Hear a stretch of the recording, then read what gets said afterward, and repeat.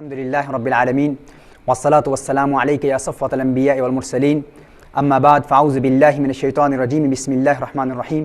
قال الله تبارك وتعالى في القرآن الكريم النبي أولى بالمؤمنين من أنفسهم صدق الله العظيم وبلغنا رسوله النبي الكريم. لائق صد احترام ناظرین کرام، آپ کا میزبان محمد ثاقب اقبال شامی پروگرام محبت مصطفیٰ صلی اللہ علیہ وآلہ وسلم میں ARYQ TV کی اس لائیو ٹرانسمیشن کے ساتھ آپ کی خدمت میں حاضر ہے. السلام علیکم ورحمۃ اللہ وبرکاتہ. ناظرین کرام، جسمانی اعضاء کے درد، ریڑھ کی ہڈی کا درد یا جوڑوں میں اگر درد محسوس کر رہے ہیں آپ، اگر آپ کو اس درد کی شکایت ہے تو اٹھتے بیٹھتے چلتے پھرتے ہر وقت یا غنیو کا ورد شروع کر دیں. یا غنیو، یا غنیو.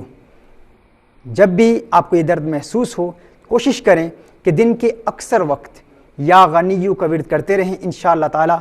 ان دردوں کی شکایت ختم ہو جائے گی اور رفتہ رفتہ انشاءاللہ آپ محسوس کریں گے کہ آپ کو سکون ملے گا اور جوڑوں کا درد اور ریڑھ کی ہڈی کا درد اور دیگر اعضائے جسم کا درد انشاءاللہ تعالی اس ورد کی برکت سے ختم ہو جائے گا. ناظرین کرام، کل کے پروگرام میں ہم نے محبت مصطفیٰ صلی اللہ علیہ وآلہ وسلم کے حوالے سے لفظ محبت پر کلام کیا تھا اور محبت کے 5-6 لغوی معانی پر ہم کلام کر چکے ہیں اور اصطلاحی معنی پر امام راغب الاصفہانی رحمۃ اللہ تعالی علیہ کی تعریف کے مطابق ہم نے اصطلاحی معنی کو دور حاضر کی چند مثالوں سے سمجھنے کی کوشش کی. پھر عشق کو ہم نے ابن منظور کی لسان العرب سے سمجھا اور اس پر بھی کچھ ایگزامپلز پیش کیے. آج ہم محبت مصطفیٰ صلی اللہ علیہ وآلہ وسلم کی اہمیت پر قرآن و سنت کی روشنی میں کلام کریں گے، کیونکہ دور حاضر میں کچھ ذہن اس طرف بھی جاتے ہیں کہ محبت کی اسلام میں کوئی اہمیت نہیں ہے، آپ محبت پر اتنا زور کیوں دیتے ہیں؟ رسالت مآب صلی اللہ علیہ وسلم اس دنیا میں تشریف لائے،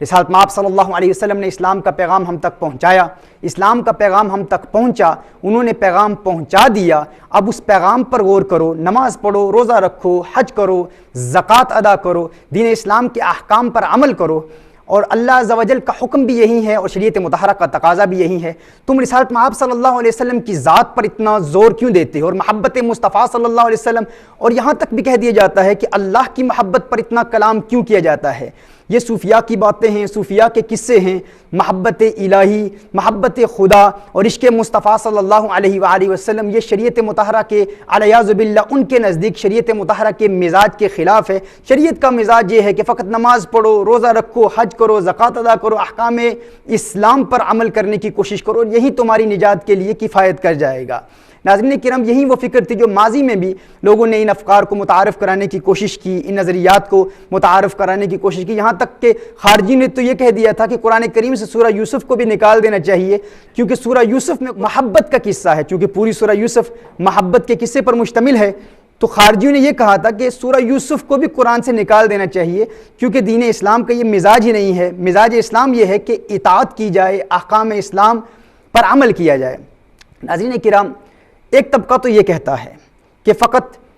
محبت کا انکار کرتے ہیں کہ محبت کی اسلام میں کوئی اہمیت ہی نہیں ہے. دوسرا وہ طبقہ ہے جو مجبور ہو کر، چونکہ محبت کے لیے دلائل بھی قرآن و سنت میں ہیں، وہ یہ کہتے ہیں کہ ہاں ہم محبت تو کرتے ہیں، اللہ سے بھی محبت کرتے ہیں، حضور اکرم صلی اللہ علیہ وسلم سے بھی محبت ہے، لیکن محبت ایک حد تک ہوتی ہے. یہ کیا محبت ہو گئی کہ تم حضور اکرم صلی اللہ علیہ وسلم کے اعضائے جسم کے تذکرے کرتے ہو، حضور کی زلفوں کے تذکرے کرتے ہو، حضور کی آنکھوں کے تذکرے کرتے ہو، حضور اکرم صلی اللہ علیہ وسلم کے لبوں پر تبسم کی سجاوٹ پر نعتیں لکھتے ہو، حضور اکرم صلی اللہ علیہ وسلم کی اداؤں کے تذکرے کرتے ہو، یہاں تک کہ جو چیز حضور اکرم صلی اللہ علیہ وسلم سے منسوب ہو جائے، حضور اکرم صلی اللہ علیہ وسلم کا وطن مدینہ المنورہ پر نعتیں لکھتے ہو. کوئی شخص مدینہ المنورہ حاضری کا شرف حاصل کرتا ہے، وہاں سے کھجور لاتا ہے، تم کھجور کو چومتے ہو، وہاں سے تسبیحات لائی جاتی ہیں، تم تسبیحات کو چومتے ہو. ان تمام امور کا ادب اور ان سے محبت کیوں کی جاتی ہے؟ محبت کرتے ہو تو حد میں رہ کر کرو، یہ بے حد محبت جائز نہیں ہے. یہ ایک دوسرے طبقے کا مزاج ہے. تو انشاءاللہ تعالی آج کی اس مختصر رفاقت میں ہم کوشش کریں گے قرآن کریم کی آیات اور احادیث مصطفیٰ صلی اللہ علیہ وآلہ وسلم کی روشنی میں محبت مصطفیٰ اور اللہ عز و جل کی محبت کی اہمیت کو سمجھا جائے. اللہ عز و جل قرآن کریم میں ارشاد فرماتا ہے، سورہ توبہ میں ارشاد فرمایا، قُلْ إِنْ كَانَ آبَاؤُكُمْ وَأَبْنَاؤُكُمْ وَإِخْوَانُكُمْ وَأَزْوَاجُكُمْ وَعَشِيرَتُكُمْ وَأَمْوَالٌ اقْتَرَفْتُمُوهَا وَتِجَارَةٌ تَخْشَوْنَ كَسَادَهَا وَمَسَاكِنُ تَرْضَوْنَهَا احب الیکم من اللہ ورسولہ وجہاد فی سبیلہ فتربصوا حتی یأتی اللہ بامرہ واللہ لا یہدی القوم الفاسقین. سورہ توبہ میں اللہ عز و جل نے ارشاد فرمایا کہ وہ عبادتیں کرتے رہیں، روزے رکھتے رہیں، نمازیں پڑھتے رہیں، حج کرتے رہیں، زکوٰۃ ادا کرتے رہیں، سب کچھ کرتے رہیں، وہ محبت کے دشمن جو محبت کا انکار کرتے ہیں اور کہتے ہیں کہ محبت کا اسلام میں کوئی کانسیپٹ ہی نہیں، کوئی تصور ہی نہیں، اور دنیا سے محبت کرتے ہیں، اپنی اولاد سے محبت کرتے ہیں، اپنی ازواج سے محبت کرتے ہیں، اپنے بیٹوں سے محبت کرتے ہیں، اپنے مال تجارت سب سے محبت کرتے ہیں، لیکن اللہ اور اس کے محبوب صلی اللہ علیہ وسلم کی محبت کو ترجیح نہیں دیتے اور ان کی راہ میں کی گئی کوشش کو ترجیح نہیں دیتے، اللہ عز و جل ارشاد فرماتا ہے کہ وہ انتظار کریں اللہ کے عذاب کا، اور واللہ لا یہدی القوم الفاسقین، اور ایسے محبت کے دشمنوں کو اللہ عز و جل ہدایت بھی نہیں دیا کرتا۔ ناظرین کرام، قرآن کریم کی اس آیت سے یہ بات روز روشن کی طرح واضح ہو جاتی ہے کہ محبت کا اسلام میں کیا تصور ہے، کیا اہمیت ہے اور کیا کنسپٹ ہے، کیونکہ اس قرآن کریم کی اس آیت میں لفظ احبہ کا استعمال ہوا ہے، یعنی اللہ عز و جل کی ذات اور حضور اکرم صلی اللہ علیہ وسلم کی ذات کو ہر چیز پر اگر ترجیح نہیں دیتے، اگر ان کی محبت کو ہر چیز پر ترجیح نہیں دیتے تو فرمایا وہ عذاب الہی کا انتظار کریں، واللہ لا یہدی القوم الفاسقین، کہ اللہ عز و جل فاسقوں کو ہدایت نہیں دیتا۔ اس سے یہ بات واضح ہو جاتی ہے کہ اسلام میں محبت کا کنسپٹ ہے۔ اب اگر کوئی کہے میں فقط نماز پڑھتا ہوں، روزے رکھتا ہوں، حج کرتا ہوں اور اسلام میں محبت کا کنسپٹ نہیں ہے، تو سورہ توبہ کی اس آیت سے محبت کی اہمیت اجاگر ہوتی ہے۔ اسی طرح سورہ احزاب میں اللہ عز و جل ارشاد فرماتا ہے النبی اولی بالمؤمنین من انفسہم، کہ نبی مومنین کے نفوس سے بھی زیادہ قریب ہیں، یعنی مومن کی شان یہ ہے، مومن وہ ہے جو حضور اکرم صلی اللہ علیہ وسلم کی ذات سے اپنی جان سے بھی زیادہ پیار کرتا ہے، اپنی جان سے بھی زیادہ محبت کرتا ہے۔ اسی طرح بخاری شریف کی حدیث ہے، رسالت مآب صلی اللہ علیہ وآلہ وسلم نے ارشاد فرمایا، حضرت انس بن مالک رضی اللہ تعالیٰ عنہ روایت فرماتے ہیں، حضور ارشاد فرماتے ہیں لا یؤمن احدکم حتی اکون احب الیہ من والدہ وولدہ والناس اجمعین، حضور ارشاد فرماتے ہیں کہ تم میں سے کوئی شخص اس وقت تک مومن نہیں ہو سکتا، کوئی شخص لا یؤمن احدکم اس وقت تک مومن نہیں ہو سکتا جب تک اسے میری ذات سے پیار نہ ہو جائے، اور کتنا پیار؟ اپنی اولاد، اپنے آبا، اپنے والدین اور اللہ عز و جل کی تمام مخلوق سے زیادہ جب تک اسے حضور اکرم صلی اللہ علیہ وسلم سے پیار نہیں ہوتا اس وقت تک وہ مومن ہی نہیں ہے۔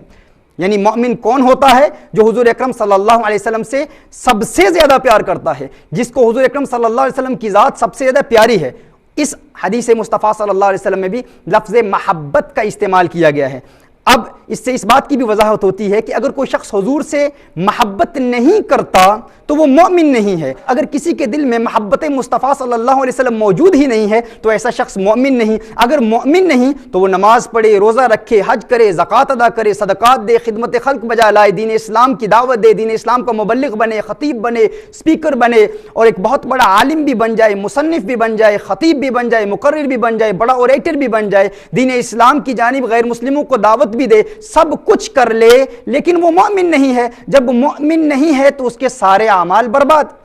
کیونکہ اگر محبت نہیں ہے تو مومن نہیں ہے۔ حضور نے ارشاد فرمایا کہ مومن ہوتا ہی وہی ہے جو حضور اکرم صلی اللہ علیہ وسلم سے محبت کرتا ہے۔ تو ناظرین کرام، اس سے اس بات کی وضاحت ہو گئی کہ سارے اعمال اسی صورت میں مقبول ہوں گے جب انسان حضور اکرم صلی اللہ علیہ وسلم سے محبت کرے گا۔ اگر حضور اکرم صلی اللہ علیہ وسلم سے محبت نہیں ہے تو سارے اعمال برباد ہو جائیں گے۔ ناظرین کرام، حضور اکرم صلی اللہ علیہ وسلم کے صحابی سیدنا انس بن مالک رضی اللہ تعالیٰ عنہ روایت فرماتے ہیں کہ رسالت مآب صلی اللہ علیہ وسلم کی بارگاہ میں ایک اعرابی حاضر ہوا اور عرض کرتا ہے یا رسول اللہ صلی اللہ علیہ وسلم متی الساعہ، یا رسول اللہ صلی اللہ علیہ وسلم آقا قیامت کب ہوگی؟ حضور اکرم صلی اللہ علیہ وسلم نے ارشاد فرمایا تو نے قیامت کے لیے کیا تیاری کی ہے؟ اس نے کہا حب اللہ و رسولہ، یا رسول اللہ صلی اللہ علیہ وسلم اور کوئی تیاری تو نہیں کی، لیکن مجھے اللہ اور اس کے محبوب صلی اللہ علیہ وسلم سے پیار ہے، مجھے اللہ اور اس کے رسول صلی اللہ علیہ وسلم سے محبت ہے، میری قیامت کے لیے یہی تیاری ہے۔ تو رسالت مآب صلی اللہ علیہ وسلم نے ارشاد فرمایا انت مع من احببت، اگر تجھے اللہ اور اس کے محبوب صلی اللہ علیہ وسلم سے محبت ہے، اگر تو عاشق رسول ہے تو بروز قیامت تو اسی کے ساتھ ہوگا جس سے تو پیار کرتا ہے، بروز قیامت تو اسی کی صحبت میں ہوگا جس سے تو محبت کرتا ہے۔ سیدنا انس بن مالک رضی اللہ تعالیٰ عنہ اس حدیث کے متعلق ارشاد فرماتے ہیں، وہ فرماتے ہیں کہ جب رسالت مآب صلی اللہ علیہ وسلم نے یہ ارشاد فرمایا کہ جو جس کے ساتھ محبت کرتا ہے بروز قیامت اسی کے ساتھ ہوگا، انت مع من احببت، تو جس سے محبت کرتا ہے اسی کے ساتھ ہوگا۔ سیدنا انس بن مالک رضی اللہ تعالیٰ عنہ فرماتے ہیں کہ ہم نے پہلے بھی حضور اکرم صلی اللہ علیہ وآلہ وسلم سے احادیث سنی تھی، پہلے بھی بہت خبریں حضور اکرم صلی اللہ علیہ وآلہ وسلم سے ملی تھی، لیکن خدا کی قسم جب ہم نے یہ حدیث سنی تو ہماری خوشی بہت زیادہ بڑھ گئی۔ اتنی خوشی اس سے قبل نہیں ہوئی تھی جتنی خوشی اس دن ہوئی جب ہمیں اس بات کا علم ہوا کہ جس سے انسان محبت کرتا ہے بروز قیامت اسی کے ساتھ ہوگا۔ گویا سیدنا انس بن مالک رضی اللہ تعالیٰ عنہ فرما رہے ہیں کہ ہمارے اور بھی تو اعمال ہیں، ہم نمازیں بھی پڑھتے ہیں، روزے بھی رکھتے ہیں، عبادت بھی کرتے ہیں، صدقہ بھی دیتے ہیں، دین اسلام کی دعوت بھی دیتے ہیں، لیکن ہر عمل میں کوتاہی ہو سکتی ہے، ہم انسان ہیں، کوتاہی ہو سکتی ہے، ہر عمل میں خطا ہو سکتی ہے، غلطی کا ارتکاب ہو سکتا ہے، گناہ کا ارتکاب ہو سکتا ہے، اور کچھ ہو نہ ہو، لیکن ایک چیز کی ہمیں تسلی ہے، ایک بات کا ہمیں یقین ہے، اور وہ کیا ہے؟ اور کچھ ہوا نہ ہوا لیکن آمنہ کے لال سے پیار ضرور ہوا ہے، ہمیں رسالت مآب صلی اللہ علیہ وسلم سے محبت ضرور ہوئی ہے ہمیں، اور اس بات کی ہمیں تسلی ہے کہ اس محبت میں ہم سے کوئی کوتاہی نہیں ہوئی۔ سیدنا انس بن مالک رضی اللہ تعالیٰ عنہ فرما رہے ہیں کہ ہمیں اس بات کا یقین تھا کہ ہمیں حضور اکرم صلی اللہ علیہ وآلہ وسلم سے بے حد پیار ہے، بے حد محبت ہے، اور جس سے محبت ہوتی ہے قیامت کے روز آخرت میں جنت میں وہ اس کے ساتھ ہوتا ہے۔ اور سیدنا انس بن مالک رضی اللہ تعالیٰ عنہ کی اس روایت سے اس بات کی بھی وضاحت ہوتی ہے ناظرین کرام کہ وہ یہ فرما رہے ہیں کہ فقط جنت میں جانے کی خوشی نہیں ہے، کیونکہ جنت کے لیے تو اور حدیثیں بھی ہیں،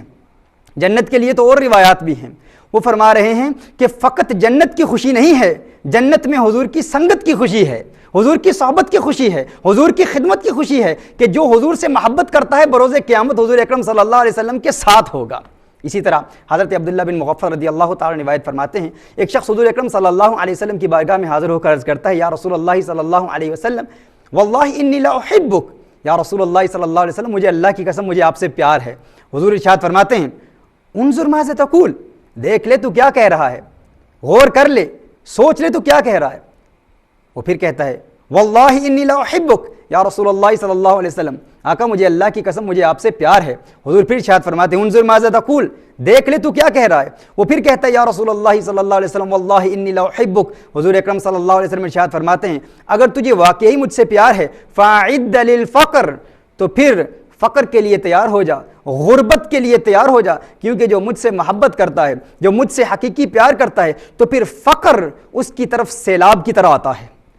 ناظرین کرام اگر ہمیں حضور اکرم صلی اللہ علیہ وسلم سے محبت ہے تو پھر یہ بات بھی ہمیں ذہن نشین کر لینی چاہیے کہ اگر محبت ہو تو پھر محبت امتحان بھی لیتی ہے، پیار امتحان بھی لیتا ہے۔ اگر حضور اکرم صلی اللہ علیہ وسلم سے محبت ہے تو حضور کی محبت امتحان لے گی، اور یہ امتحان ہمیں حضرت سیدنا مصعب بن عمیر رضی اللہ تعالیٰ عنہ ایک عظیم عاشق رسول ہو گزرے ہیں، ان کی زندگی سے اس امتحان کی وضاحت ملتی ہے۔ مصعب بن عمیر کون ہے ناظرین؟ مصعب بن عمیر حضور اکرم صلی اللہ علیہ وسلم کا صحابی ہے۔ ایمان لانے سے پہلے مصعب بن عمیر کا مقام کیا تھا؟ مصعب بن عمیر کون تھا؟ مصعب بن عمیر مکہ المکرمہ کا ایک خوبصورت نوجوان تھا، انتہائی خوبرو، انتہائی خوبصورت نوجوان تھا۔ اس کا باپ مکہ المکرمہ کے ایک مشہور قبیلے کا سردار تھا، اس کی بڑی شہرت تھی، اس کا بڑا چرچا تھا، بڑا نام تھا۔ اس کی ماں بھی ایک معروف خاندان سے تعلق رکھتی تھی، اور مصعب بن عمیر ان کا اکلوتا بیٹا تھا، ایک ہی بیٹا تھا، بڑا چہیتا تھا،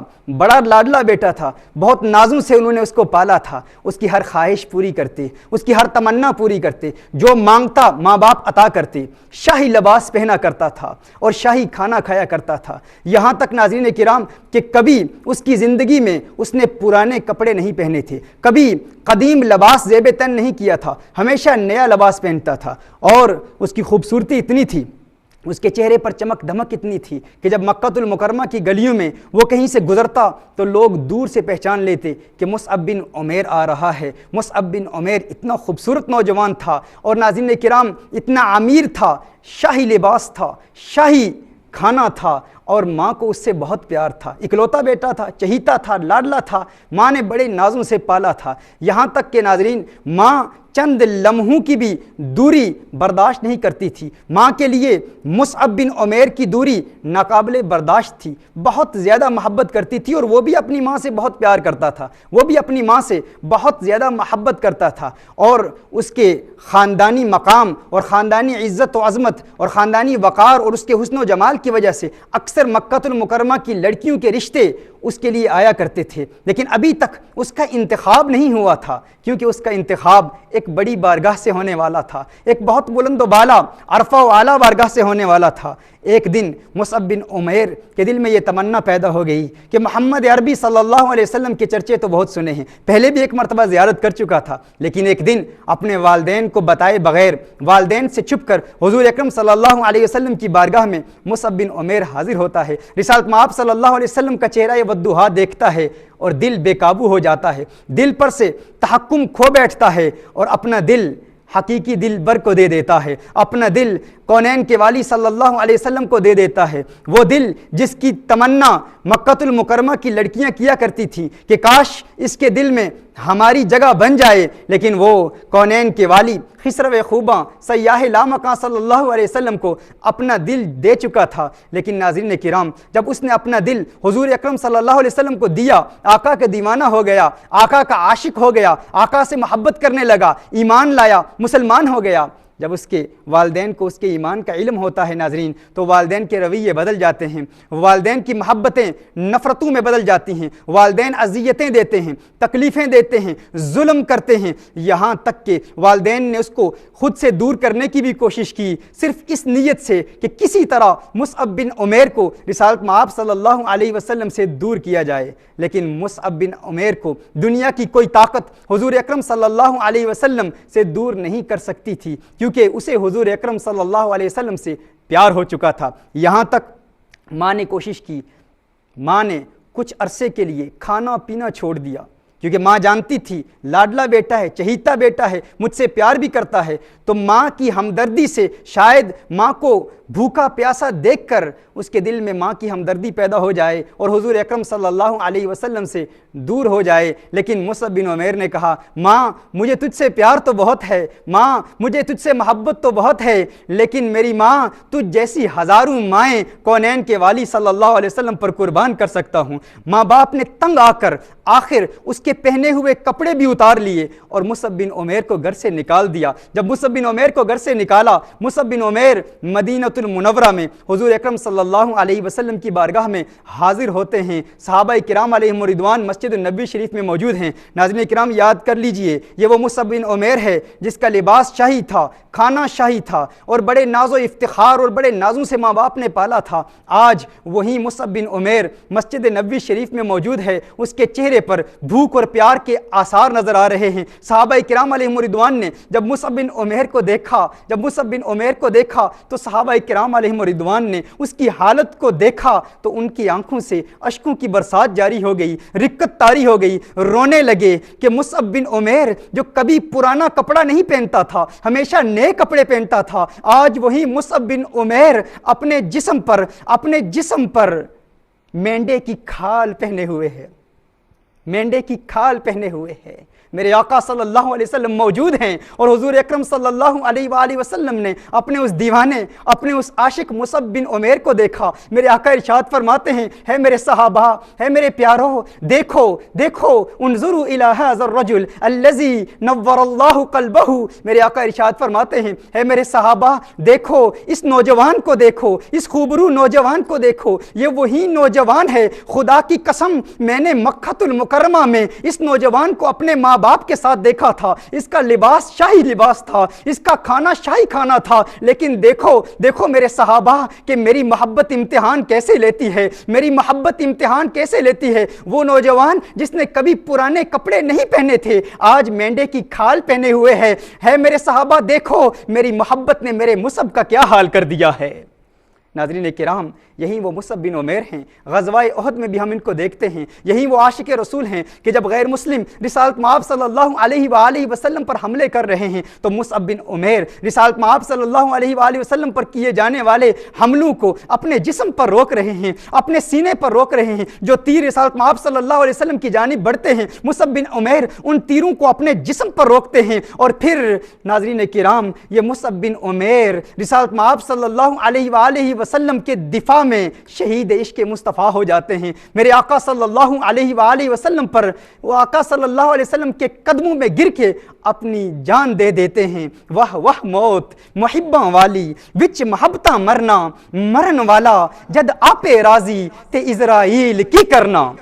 یہ ہے عاشق مصطفیٰ کی موت، یہ ہے رسالت مآب صلی اللہ علیہ وسلم کے محبت کرنے والوں کی موت۔ ناظرین اکرام، یہ ہے مقام محبت کا، یہ ہے اہمیت محبت کی۔ کون کہتا ہے کہ اسلام میں محبت کا مقام نہیں ہے؟ ہم نے محبت کو قرآن کریم کی آیات کی روشنی میں اور احادیث مصطفیٰ صلی اللہ علیہ وسلم کی روشنی میں محبت کی اہمیت کو بیان کیا ہے، اور یہ فقط چونکہ وقت کم ہے ناظرین کرام، اس کم وقت میں ہم نے فقط آیات بیان کی ہیں، اس پر سینکڑوں نکات ہیں، تفصیلی لیکچرز ہیں میرے اس موضوع پر، لیکن نکات بیان کرنے کا وقت نہیں ہے، فقط آیات بیان کی ہیں، اور اس سے یہ اہمیت اجاگر ہوتی ہے کہ محبت قرآن سے بھی ثابت ہے، محبت حضور اکرم صلی اللہ علیہ وسلم کے فرمان سے بھی ثابت ہے، اور صحابہ کرام علیہم رضوان کی سنت سے بھی ثابت ہے۔ اللہ عز و جل ہمیں رسالت مآب صلی اللہ علیہ وآلہ وسلم سے محبت کرنے کی توفیق عطا فرمائے۔ انہی واقعات صحابہ کرام علیہم رضوان سے ہم کل کے کلام کو انشاءاللہ تعالی جاری رکھیں گے۔ جزاکم اللہ خیرا و احسن الجزاء